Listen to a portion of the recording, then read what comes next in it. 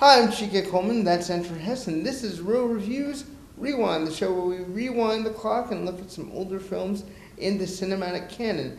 This week, however, we are going forward to 2019 to talk about two shockingly interesting films. The first of which is going to be Joker, and the second of which is going to be Zombieland Double Tap, the long-awaited sequel to the 2009 film Zombieland, directed by Ruben Fleischer. So, to speak about Joker, the first thing I want to say is it surrounds the life of Arthur Fleck, a down-and-out clown who really is completely misunderstood. He has I will call it a disorder involving laughing at inappropriate times related to the things he hears. He always laughs on the offbeats. People don't really like him. People find him kind of unsettling for varying reasons. Unsettling is a good word for it, I think. He lives with his mother, and he has a neighbor that he kind of is attracted to, and there's kind of a chemistry there. But Arthur's world is basically depicted as a slow spiral through the misery he already lives. And he really wants to be a stand-up comedian, and there's this talk show host that, kind of insults him but also spurs him on to do his comedy, and his comedy doesn't work, and that leads to him just kind of mentally breaking because he learns a few truths about his life, and those truths are both dark and saddening. I want to say that Arthur Fleck is played by Joaquin Phoenix. The neighbor is played by Zazie Beetz. You have Mark Maron in the film as well, and a nice little small role. It's a really valuable time at the movies to see this film because I've never seen a superhero film focus on mental illness the way that this film does. I want to say that it handles some pieces of that well and some pieces of that wildly incorrectly. I want to know from you, Sanford, what did you think of Joker? Wow. My response to that is that this movie took me about 3 days to process.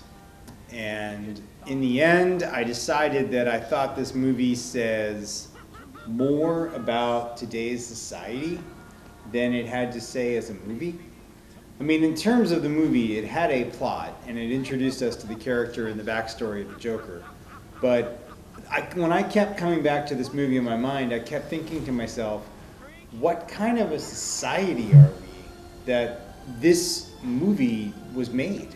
I mean, and I thought the movie was fabulous, and I want to talk about it on several levels, but I'm still struck by the bleakness, the darkness of it, and the fact that it's essentially being marketed as a superhero movie. But this movie is one of the darkest movies I've seen in many years. Yeah, especially for the things that happen toward the last third of the film.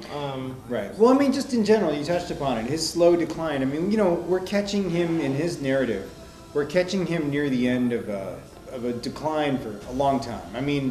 The character, they don't really specify his age, but, he's been going through this depression and stages of in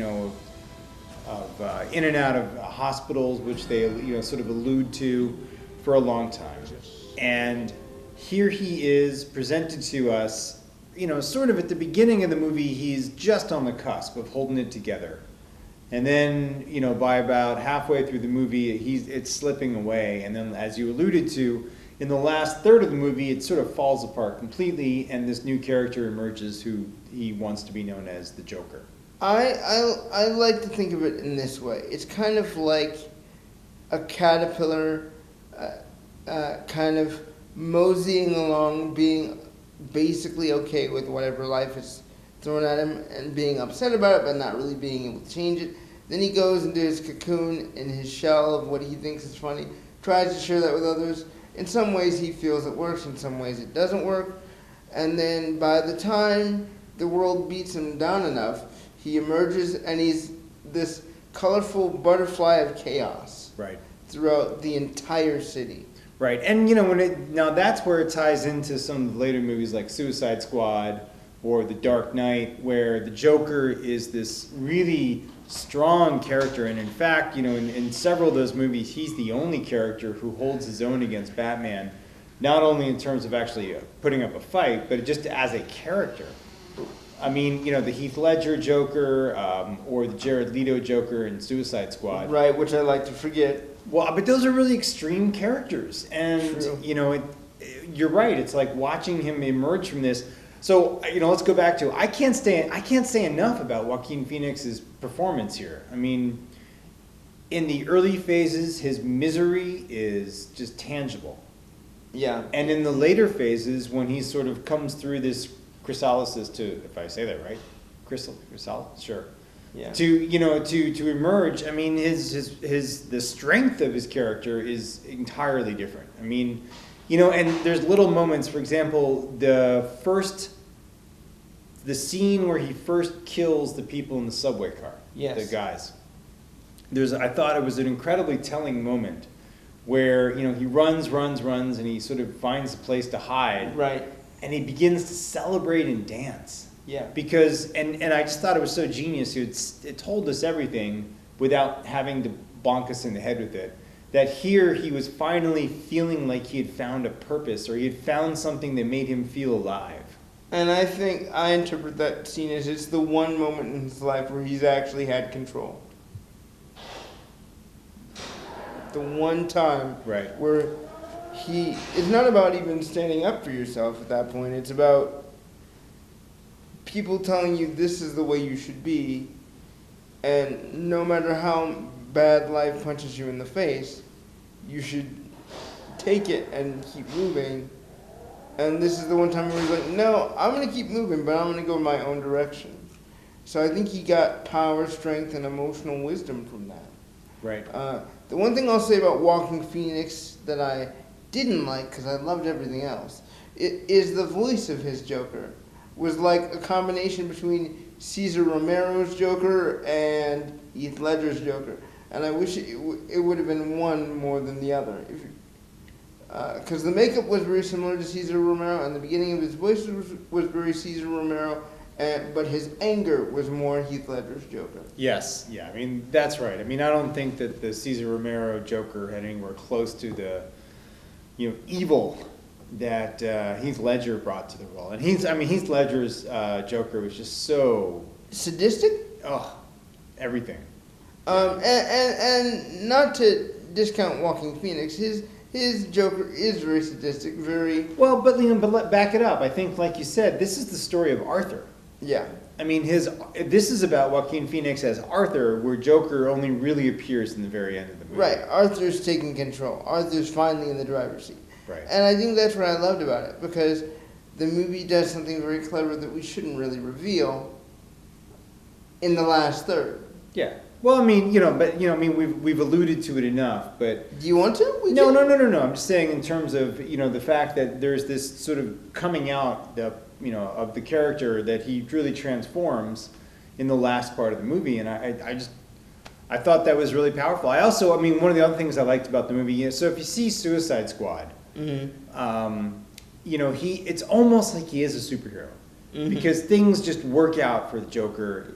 He doesn't have super strength or anything like that, but he succeeds, in these superhero sort of situations with, luck or timing or whatever. Yeah, but that's because he has a voice and there's a community behind him, because there's a lot of other disfranchised people behind him as well. Which is what I loved about the last part of the movie. Oh gosh, because because they didn't try to say, oh, he's suddenly doing all this stuff on his own.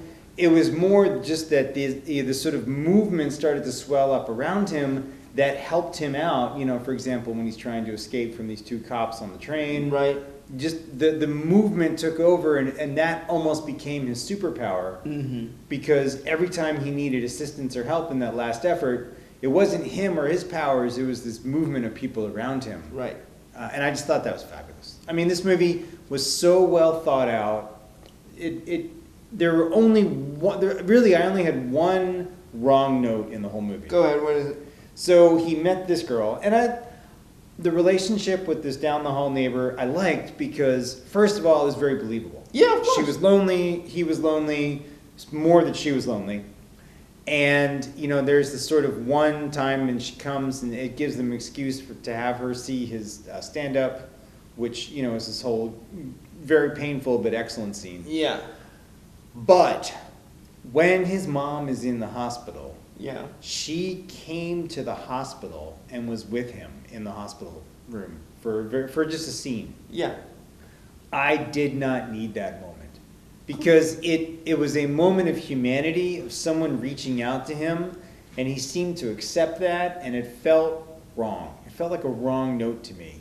And then when I thought about it later, I just said, you know, there was no reason for her to be there in the hospital. Right. She doesn't care about him that much to have to be there. And she doesn't advance the plot. It isn't necessary for the movie. Everything else that happens could have absolutely happened. I just did not need that one small scene of her in the hospital room. But that, I mean, that's the worst thing I can say about this movie besides the general bleakness of the entire film. I want to go with one more point. What does this film to you say about mental health and how we treat mental health? Well, it doesn't, I mean, if the movie is trying to say something like, you know, there's mental health and, you know, there are people out there who need help. If that's the message, it didn't succeed. Right, and that's my point. That's my main problem with the film, is you're talking about someone who it would be unfair to them and unkind to label them mentally ill. That's not really as much of the case as it is treating people with respect and humanity and kindness and care.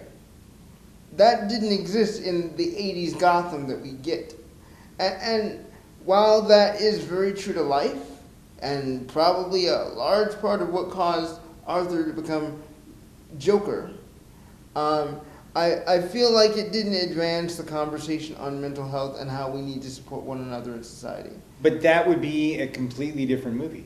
I mean, this movie is not trying to do that. It would be. Yeah, this movie, I was trying to classify it in my mind afterwards because I'm like, well, you know, it's not a superhero movie, even though it's made, you know, it's made with characters from superheroes.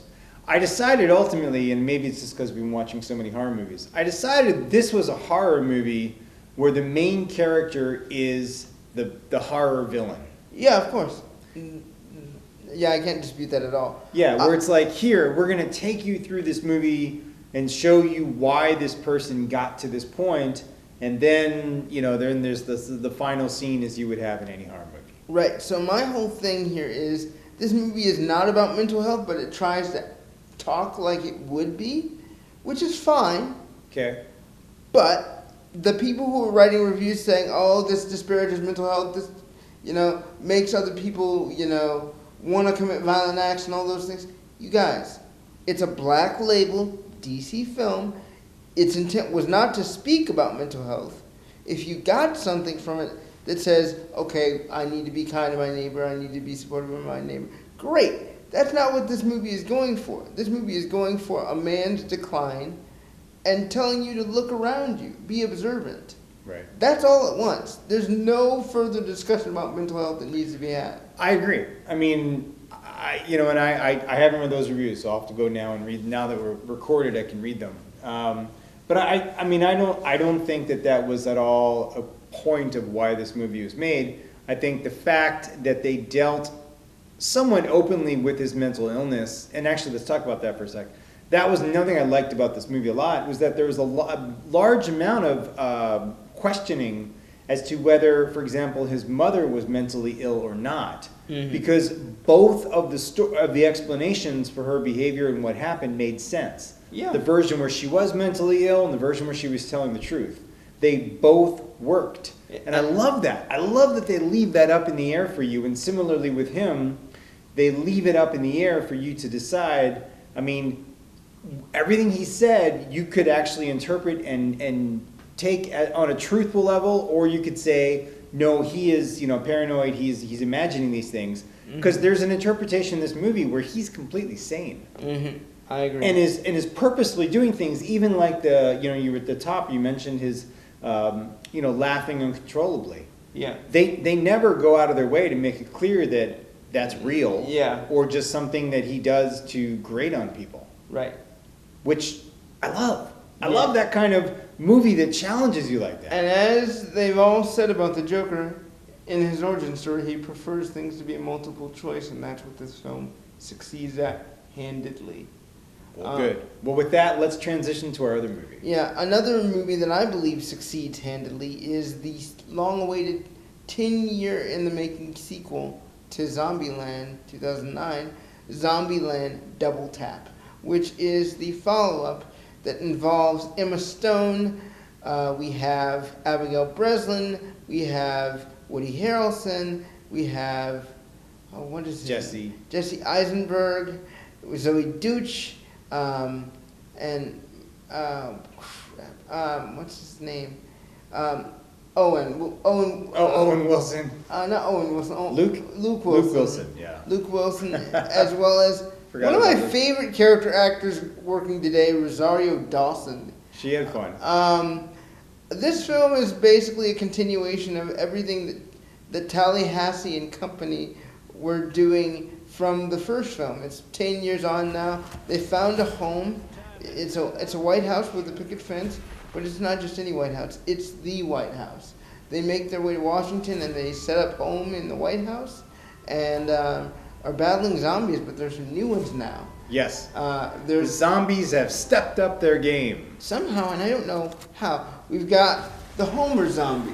Yeah, I like the classification of the zombies. Now, the Homer zombie is more the classic old school zombie. Yeah. Homer zombie is great. The ninja zombie. The ninja zombie that will just sneak up on you.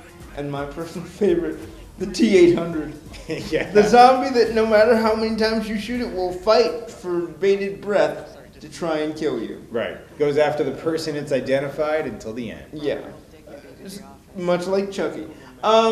So I really had a lot of fun with this film. Ruben Fleischer directed it after being away from what we can now call a franchise. And it's just as fun as the original was. Did you see the original first? Oh yeah. Well, actually, we showed the original. So the original I saw in the theater, and I liked it so much that it was actually the very first late night movie that we showed when I ran the art. Wow. Yeah, because we were showing a different Woody Harrelson movie. We were showing The Messenger, which was this kind of dark drama. Oh yeah, I did see that. Yeah, where he delivers the word to families about service members that dying. Yeah, oh, I like that movie though. Yeah, it was really good. So, but then we showed Zombieland as a sort of a pair. Yeah. I really liked Zombieland. I love zombie movies in general. Right. My thing on zombie movies is they're the scariest kind of movie. Except I didn't really care for the ending of the first Zombieland. Oh gosh, no, it was way too open-ended. Yeah. I mean, to me, there's only one way to end a zombie movie, which is everybody dies. Yeah. That's the only way to end a zombie movie. So, that being said, I liked Zombieland a lot. I liked the first one. I liked the first part of it, where they were introducing the characters, and they're meeting each other. And the rules. The rules. I mean, that was great stuff. And the second one, to me, I gotta say, I disagree with you on this one. Oh, you don't like it? It didn't need to be made, and it does the classic second movie thing where it's like, I'm going to regurgitate some of the parts of the first one. So there's more rules, and there's references to rules. There's zombie kill of the year, zombie kill of the decade, zombie kill of the century. There's, taking the things that the first one did and then amping them up to 11, just a little bit more. But nothing really new under the sun in this one, except for the thing that I hate now, this trend in the zombie movies. What? CGI, the computer graphics for zombie movies. Alright, yeah, I'll give you that. That was a bit annoying. Yeah. But for me, I think in this case, the reason why I liked it so much is I just needed some fun. I needed to laugh. I needed to feel good again. Because we've been going good through... because they were killing zombies? No, but we've been going through all these different horror movies for our horror month. Yes. Which I will now call Shock and Awe month in the future. Nice. And man, I needed a palate cleanser, something that was ridiculous enough to make me be excited, to make me be a little bit of a kid again, to have that experience. Am I going to want to go out and shoot zombies after this? No, not really, because I wouldn't survive in 1 second. But did I have a ton of fun watching, Wichita, Tallahassee, and Columbus kill zombies while Little Rock went through her little tween life crisis? Which was probably the best part of the movie to me, was the character arc that actually they did put her through. Because they finally gave her something. She didn't have anything in the last movie. Yeah, that's true. She was just the little sister to Emma Stone. Right. Yeah. No, I mean, look, okay, so I don't want to be totally, I mean, there were moments in Zombieland that had me laughing. Like what? I thought the scenes with Wichita and Columbus in the White House, where they're in the Lincoln bedroom, as like a kind of a married couple kind of thing, that cracked me up. I mean, the interplay between them is still good, which I was surprised by 10 years later. I was like, you guys aren't going to be able to do this at all. Yeah, and you know, Woody Harrelson is funny. Mm-hmm. I did not really care for the whole Luke Wilson sidetrack with the mimicking of the characters. Thomas Middleditch. Yeah, I didn't need that. That was kind of pointless. I will say everybody is getting very excited about Zoe Deutsch as the dumb blonde in the movie. She grated on me hard. Well, she's supposed to. No, but like in a deeply unfunny, why are you forcing this way? But I have to say, the best moment of the movie has nothing to do with the entire movie in general. It's one scene. And you know which one I'm talking about. No. It's at the very end of the movie. Did you not stay to the end of Zombieland Double Tap? I did. Wait, hang on. What's the big thing that happens at the end of the movie that is so awesome it won't be repeated ever again? Tell me, please, because I'm having a brain... Bill Murray sitting in an interview room with Al Roker talking about Garfield 3. And why he did Garfield 3. Because drugs cost money, ladies and gentlemen. Drugs cost money. And then, of course, watching what unfolds, we will not spoil it for you. It is, without a doubt, the best part of the movie. And I just want more of that. That was more of a Zombieland movie than the Zombieland movie I saw. And I still enjoyed Zombieland Double Tap. Right. Now, did you see can't remember the name already, the Adam Driver, Bill Murray zombie movie over the summer? No, I need to see that. That one was different, and I'll just throw this out there. It was a different take on a zombie movie. It was a little too meta for my taste. Interesting. It was more of... It was more playing with zombie cliches. How about that? Okay. And Bill Murray was very deadpan, and I missed... the funny Bill Murray who was in that scene that you referenced, versus the deadpan Bill Murray, which is actually this Bill Murray that's in the first one is kind of deadpan too. Yeah, that's why he's dead. I did love that. I love the reference back to one of the characters makes about getting Murray. Yeah. Genius. Yeah. So I mean, the writing is strong. I just think they could have done more with the characters than they did, even though I really deeply enjoyed it and laughed a lot. Yeah, I'm surprised. I was more surprised than anything that all the stars agreed to come back. I mean, Emma Stone doesn't need money. Considering they're all Oscar nominated and some are Oscar winners. Right. Yeah, complete shock that they all decided to come back and have fun and play in this world, but I'm so glad they did. I would have honestly preferred just a Zombieland TV series because I would love for that show to usurp The Walking Dead. Because if they had started, think about this, if Zombieland was a TV show and had all these actresses and actors in it, it would have beaten The Walking Dead. Yeah, but I mean, you know, the reason I like The Walking, and I'm going to say this, I say this without ever having watched an episode. Okay. The reason I like The Walking Dead is because, at least from what I see from the outside, they keep killing off characters and bringing in new ones. Right. Which is the whole point. And you're mad that they didn't kill off anybody in this movie. Well, it's not only that. It's the fact that it's almost like a superhero movie about zombies because they never get hurt. Everybody else gets hurt. And there's even scenes where, you know, the scene where Luke Wilson comes back. Yeah. And he's fighting with Woody Harrelson. Yeah. And Jesse Eisenberg is fighting with the other guy. Oh, yeah, I did find that a bit strange. I'm sorry. You don't get one nick off of that? What? Yeah, that's right. I mean, every other thing, they're actually like grappling face to face with zombies, and they're not hurt at all. Yeah. You're laying down face on your back, you know, trying to push this guy off you. You don't think your energy is going to wane once? Yeah, and like hitting him with a pool cue or something. I mean, I'm sorry, but these are, you know, T-800 zombies. Yeah. You're not going to stop them like that. So I couldn't deal with the TV series with this because they would just be like they would either be shooting them from a distance all the time, Mhm. or we'd have these unrealistic moments. Because I'm sorry, once again, my thing on these things is I will buy into any world they create on the screen as long as it's consistent internally. Right, and this wasn't consistent internally. No. Okay. So So Zombieland 2, do you recommend it? I do if you really need to laugh and have just a chill moment of 2 hours. Okay. In terms of what I recommend, Joker. If you have any form of interest in the Joker as a character, I recommend it. If you're looking for something that deeply highlights mental illness, I do not recommend it because Right. it's not meant for that purpose. Right, and I think, if anything, that's the thing the Joker suffers from was poor advertising. Yeah. I mean, I don't know what the marketing campaign was for this film or what they were trying to say about it, but anybody who's going into this movie expecting either Action. right, there's a huge part of the movie has no action. Right. There's no sort of superhero scene. There's no big, happy finish by any means. Right. I'm challenged to even give people something to say, this is why you should see this movie, except for the fact that it's so incredibly well done. Yeah. And Joaquin Phoenix really needs an Oscar at this point because he's done other movies that I've been like, okay. Yeah. I look at The Master. I look at the one he did with Scarlett Johansson. I look at this. The man needs an Oscar.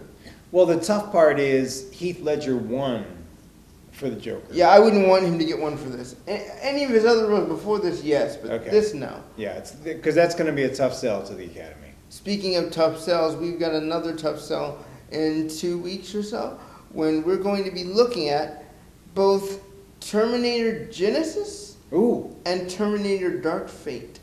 which one is Genesis? Genesis is the 5th and Terminator Dark Fate is the 6th. Was Genesis the one that took place in the future? Genesis is the one that took place in 2017 with Old Age Arnold and the girl from Game of Thrones, Emilia Clarke. Okay. I think I saw it. So I'm looking forward to watching it again and watching it as a double feature with this new one. Yeah, because that first one that I mentioned Yeah. is supposed to have been the restart of the franchise. And James Cameron endorsed it previously, and it didn't do well at all. This one, I feel like might have a better luck because it's being lauded as a true sequel to T2. Well, this one is Day. more like a reboot to me. I mean, it's just, we'll discuss. We'll talk about it out there. To be continued. But yes, we will see you in a couple weeks where we will be discussing those films. I'm Chike Coleman, that's Sanford Hess, and we will see you in a couple weeks. Have fun at the movies, guys.